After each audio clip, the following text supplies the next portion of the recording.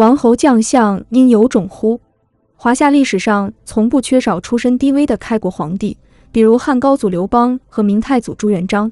然而身份卑贱到当过奴隶的皇帝却只有一人。公元302年，西晋末年，滨州，在太行山蜿蜒的山路上，一队衣衫褴褛、带着枷锁镣铐的胡人被人驱赶着，艰难地走在路上。这些胡人是滨州刺史司马腾抓来的奴隶。此时滨州发生了严重的饥荒，百姓四处逃亡，流离失所。而作为滨州的父母官，司马腾心里寻思，向百姓赈灾要花钱，可把这些人抓起来卖掉，不仅不用花钱，还能大赚一笔。司马腾一下子格局打开，派人四处搜罗逃难的人，主要是胡人，抓起来当奴隶卖掉，借此补充军饷。可就在这时，命运的齿轮悄然转动，所有人都不曾想到，这些奴隶中竟有一人在20多年后登上帝位，完成了一次惊天逆袭。他就是后赵开国皇帝石勒。石勒出身羯族，是匈奴的一个旁支。史书记载，羯族人高鼻深目，相貌不似汉人，再多的记载就没有了。毕竟羯族只是一个很小的部族，如果不是出了一个石勒，连被史书记载的资格都没有。在石勒很小的时候，就显露了一些非凡的过人之处，比如他的耳边时常听见金戈铁马之声。但当小石勒把这件事告诉母亲，他妈笑着摸着他的头说：“傻孩子，这是幻听。”再比如他14岁的时候，随小伙伴到洛阳谋生计，突然来了兴致，在城门这里学哈士奇仰天长啸。这一笑不要紧，立刻就被一名路过的晋朝官员注意到了。他就是晋朝著名诗人领袖王衍，王与马共天下的王就是他这个王。王衍见多识广，立刻从这长啸中琢磨出点东西，对左右说：“我听这胡人小子的声音气势非凡，将来恐怕会成为朝廷的祸患。”于是派人前去捉拿，只可惜此时石勒已经走得无影无踪，手下没能捉住，否则历史将在这一刻彻底改写。石勒就这样躲过一次杀身之祸。而颇具历史黑色幽默的是，王衍在几十年后正是死于石勒之手，不得不让人感慨一句命运的无常。就在年幼的石勒艰难地在乱世之中讨生存的时候，高高在上的司马诸王们正在相互厮杀。这场长达16年的八王之乱撕裂了西晋朝堂，也让鲜血一次次洒满大地，更将无数努力生活的平民百姓推向深渊。愤恨和不甘在少年石勒的心中埋下种子。乱世是阶梯，混乱的时局将所有人卷入朝不保夕的恐惧之中，也同时给了底层的野心家们奋起的机会。但是命运的眷顾来临前，石勒还需要经过一场炼狱般的考验。史书只用一句话概括了石勒被当作奴隶几次转卖的经历。石勒在奴隶队伍里受尽了辱骂和殴打，好在他后来幸运地遇上自己的老熟人郭靖，这是石勒的第一位贵人。石勒哭着向郭靖诉苦，说自己又冷又饿。郭靖听了也哭着送给他饭菜和衣服，但郭靖也没能救得了石勒。就这样，石勒经过几次转卖，最后一次是被卖给了师欢。在这个过程中，石勒一次也没放过逃跑的机会，也因为逃跑次数太多，被几次殴打。到了师欢手中，石勒不再一味用蛮力逃跑了，他开始改变思路，转换打法。他把自己耳边常能听见脚骨之声的事告诉了其他奴隶，不料其他奴隶说：“自从你来了，我们也能听见这声音。”于是石勒笑笑说：“我从小就听见了。”于是这件奇事就传到了师欢耳中。师欢觉得石勒一定不是常人，再加上他迥异汉人的样貌，认为他相貌奇特，不可虐待，于是免去了他的奴籍。师欢家附近还有一个马场，石勒在那里认识了善于相马的吉桑。至此，陪石勒一起创业的合伙人也有了，两人开始了招兵买马的自主创业第一步。公元304年，西晋再次爆发内乱，石勒这支小部队也借助乱世的风，迅速成长为一支不可忽略的力量。眼看北边又冒出个劲敌，西晋朝廷会如何应对呢？他们是真看得起石勒，派出麾下最强的战将，人送外号吐蕃的狗西。一般只有起错的名字，没有叫错的外号。狗西这个外号是他人头滚滚杀出来的。石勒这一伙东拼西凑出的杂胡兵，立刻就被狗西打得大败，吉桑被杀。侥幸逃得一命的石勒想了想，带着残余部队投奔了匈奴汉王刘渊。刘渊虽然是匈奴人，但祖上曾娶过一位汉朝公主，因而刘渊是正统汉室后裔，所以自立为汉王。为了让刘渊收留，石勒投靠的时候还带上了投名状。他说服了一路上遇到的几个胡人部落的领袖，说乱世之中哪有我们这些小势力苟活的余地，不如趁着手里还有点人马，赶紧找个大腿抱上，投靠一个大势力。我在刘渊这里有路子，你们跟着我，保准有好日子。就这样，石勒空手套白狼，凭着过人的蒙骗话术，给刘渊带去一股不小的势力。刘渊大喜，立即重用了石勒。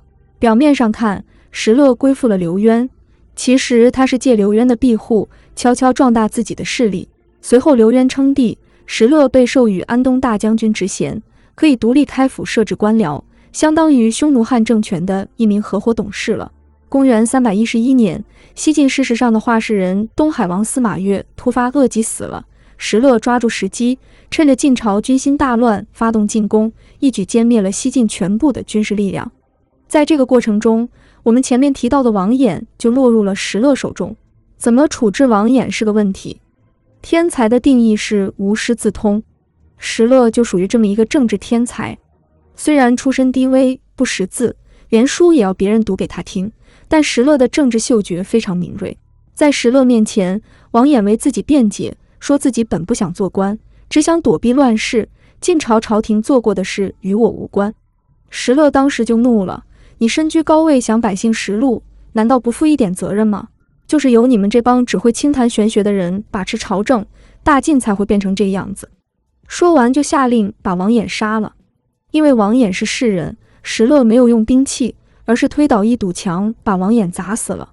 他虽是胡人，但也懂规矩。王衍虽然该死，但毕竟是士人领袖，还是得给琅琊王氏留点面子。石勒这也是在向天下士族宣传，大家别怕，我还是尊重你们的。作为一个胡人能做到这一点，不得罪不能得罪的人，你不得不承认他是一个政治天才。西晋被石勒灭国后，晋人南渡过江，建立了东晋政权。然而在北方依旧残留着几股晋朝的孤军，像孤岛一般独守北方。刘琨就是晋朝坚持最久的一枚钉子户。石勒和刘琨之间也很有故事。刘琨曾救过石勒的母亲，不仅如此，他还千里迢迢把石勒的母亲护送到石勒营下。刘琨这千里送妈，礼重情也重，他还专门修书一封，表达了愿与石勒结好之意。谁料石勒一边签收老妈，一边嘴上不客气，咱们道不同不相为谋，你就好好为晋朝尽忠吧，我是胡人，和你玩不到一起去。刘琨先生可能是忘了，石勒一开始就是被晋朝司马家的人卖掉做奴隶的，要他归附晋朝，这怎么可能呢？不过这件事对历史的意义不在这里，而是在刘琨送来的人里面，除了石勒的老娘外，还送来了石勒的一个侄子，他叫做石虎。哪怕在暴君辈出的五胡16国时代，石虎的残暴弑杀也是独一档的，不过这是后话了。石勒对晋朝高位者的愤恨还体现在很多地方，比如他杀王浚的时候，和刘琨一样，王浚也是晋朝留在北方的钉子户，占据了河北一带的地盘。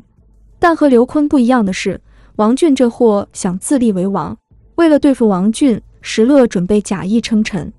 不过王浚也不是什么傻白甜，他压根没信，在城中埋伏了兵马等石勒过来呢。谁知道高一尺魔高一丈，石勒也怕城里有伏兵，就送了很多牛羊过去，说是贡品，实际上是利用牛羊堵塞道路。随后石勒率军一拥而入，活捉了王浚。雄踞北境10多年的王浚就这样轻巧谢幕了。王浚被俘虏后押送到石勒面前，大骂你个蛮夷敢戏弄我。这时候颇具历史幽默感的事情发生了，石勒大义凛然，对他进行临终爱国主义教育。你身居高位，手握重兵，却眼睁睁看着你的祖国沦丧国土，你还想自己当皇帝，你也配？为什么说这件事具有黑色幽默呢？因为石勒说这话的时候，左手抱着王浚的老婆。